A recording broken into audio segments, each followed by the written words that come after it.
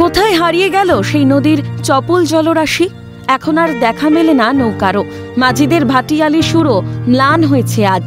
নদীর বুকে আগাছার দাপাদাপি, তাই তো খেলে না জোয়ার ভাটাও। কয়েক বছর আগে ছবিটা অন্য ছিল।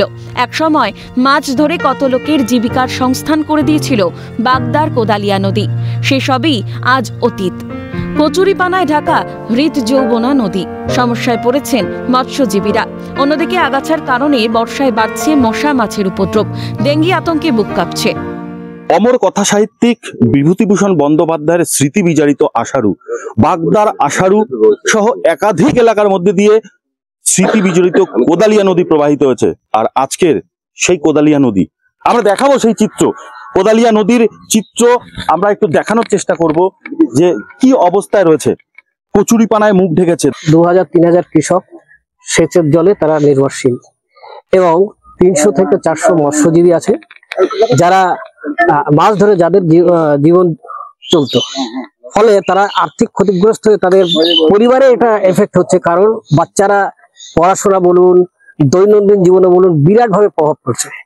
আমরা যারা হিন্দু সমাজের মানুষ, এখানে ধরুন পূজার কাজ, শ্রাদ্ধের কাজ, বিবাহ অনুষ্ঠানের কাজ, সব দিক দিয়ে আমরা ক্ষতিগ্রস্ত হচ্ছি। অভিযোগ অনুযোগ আছে এলাকার মানুষের। প্রশাসনকে জানিয়েছে একাধিকবার, কিন্তু রাজ্য ও কেন্দ্র সরকার নদী সংস্কারের ব্যাপারে কখনোই উদ্যোগী হয়নি। বাধ্য হয়েই কচুরিপানা পরিষ্কারে নেমেছেন স্থানীয়রাই। এটা প্রশাসনের নজরে যায়, সেটাও দেখা উচিত। সেই কারণে আমরা নিজেরাই জলে যাতে করে কচুরিপানা মারা যায় তার জন্য বিষ প্রয়োগ করছি, স্প্রে করছি, এবং নিজেরা যাতে কেটে কচুরিপানা কেটে কাঁচি দিয়ে কেটে পরিষ্কার করার একটা উদ্যোগ নিয়েছে। এটা কি আস্থা হারিয়ে ফেলেছে? আমরা একদম প্রশাসনের পরে সম্পূর্ণ আস্থা হারিয়ে ফেলেছি, বা যারা দপ্তরে আছে তাদের কোনো ভ্রুক্ষেপ নেই। এর আগে আমরা বিদ্যাধরী ভবনেও জানিয়েছিলাম, তারাও কোনো স্টেপ নেয়নি। আমরা ভাবলাম যে গ্রামের নদীটি যাতে পরিষ্কার করা হয়, তার জন্য আমরা সরকারের বিভিন্ন জায়গায় গিয়ে অ্যাপ্লিকেশন দিলাম এবং সেখানে গিয়ে জানানো হলো যাতে সরকারিভাবে নদীটি পরিষ্কার বা সংস্কার করা হয়। বিগত 10-15 বছর ধরে নদী সংস্কারের কাজ হয় না। তো এমতো পরিস্থিতি দাঁড়িয়ে আমরা নিজেরাই এখন বিষ তেল কিনে এইসব কাঁচি ফাঁচি নিয়ে নিজেরাই লেগে পড়লাম যাতে নদীটি তাড়াতাড়ি পরিষ্কার করা হয়।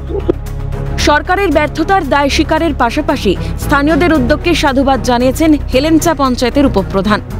তারা যে উদ্যোগ নিয়েছে ইউনিয়ন স্টাফ, তাদের কাছে আমি স্যালুট জানাচ্ছি। কারণ এত বড় ভালো একটা উদ্যোগ, যেটা আমাদের নেওয়া উচিত ছিল বা প্রশাসনের নেওয়া উচিত ছিল, সেটা সাধারণ পাবলিক নিচ্ছে। এদের কাছে চিরকৃতজ্ঞ। এই যে কেন নিচ্ছে, কি করবে, অসহায়, আমরা ব্যর্থ। অন্যদিকে ফান্ড পেলেই নদী সংস্কারের উদ্যোগ নেওয়া হবে বলেই আশ্বাস দিয়েছে তৃণমূল। আমরা পঞ্চায়েতগতভাবে, জেলা পরিষদগতভাবে, পঞ্চায়েত সমিতিগতভাবে ফান্ডিং এর ব্যাপারে ভীষণভাবে চেষ্টা চলছে। বিদ্যাধরী ডিভিশন এই ব্যাপারটা সম্পূর্ণ তাদের নলেজে আছে এবং আমরা ফান্ড পেলেই আমরা নিশ্চয়ই এই কাজটা সুন্দরভাবে করে উঠাতে পারবো। উন্নয়নের সরকারের কোনো লক্ষ্য নেই বলেই সুর চড়িয়েছে বিজেপি। উন্নয়নের কোনো সরকারের কোনো লক্ষ্য নেই। আজকে এই যে কোদালিয়া নদী, এটা আমাদের গর্বের নদী। এই নদীতে বহু লোকের রুটি রুজি নির্ভর করে। বহু রিভার লিফট আছে এই নদীতে, যা কৃষিকার্যে জল সরবরাহ করা হয়। কিন্তু নদীর পলি পড়তে পড়তে এই নদী মজে যাওয়ার পরিস্থিতি তৈরি হয়েছে।